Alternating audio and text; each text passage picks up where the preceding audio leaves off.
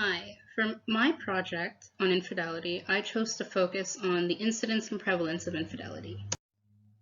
Infidelity is the act of becoming either emotionally or sexually involved with another person who is outside of one's committed relationship without the knowledge or consent of one's partner.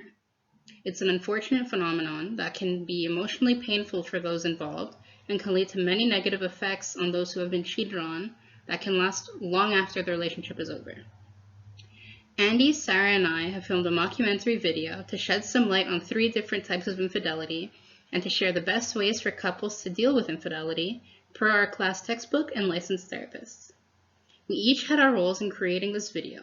My roles were to aid in the writing of the script, provide a destination for filming, to film Andy's scenes, cut and edit the video, and to finally submit the finished product for grading.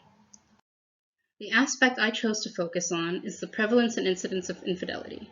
We hear about infidelity nearly everywhere we go, in movies, TV shows, songs on the radio, and the news. Clearly, it's something that occurs often in the world of relationships and can occur in both happy and unhappy relationships. But exactly how often does it occur? A study conducted by Lindsay T. Lebrecht and John A. Wisman has found that men have a 21.2% lifetime prevalence of sexual infidelity, and women have a significantly lower lifetime prevalence at 13.4%. It's important to note that while sexual infidelity is one of the more prominent types of infidelity, this research does not consider the prevalence of other types of infidelity, such as emotional or object. Because of this, the overall prevalence of infidelity in men and women could very well be higher or lower than the numbers shown in Lebrecht and Wisman's study. So why do more men cheat than women? According to an article written by Robert Weiss for Psychology Today, he says that men may have more of a prevalence for sexual infidelity due to their ability to separate sex and intimacy. He states that a man who cheats may not feel an emotional connection to their mistress and are more likely to cheat in order to satisfy sexual urges. This is to say that the reasons for men cheating may be more physiological and psychological, whereas women who partake in sexual infidelity consider all things emotional and physical before partaking. An evolutionary theory works to explain higher prevalence for sexual infidelity in men as well. The evolutionary theory of infidelity states that since men can produce sperm much faster than women can produce eggs, it's likely that they will find more than one female partner to carry their child in order to output more of their DNA.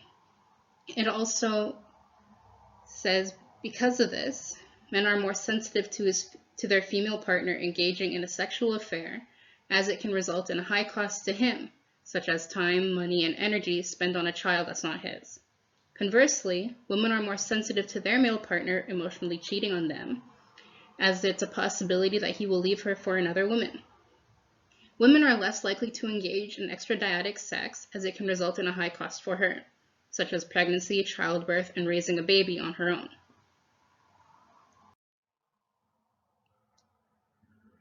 In a previously mentioned study, Lebrecht and Wisman found that only a 13.4% lifetime prevalence of sexual infidelity among the women that they studied.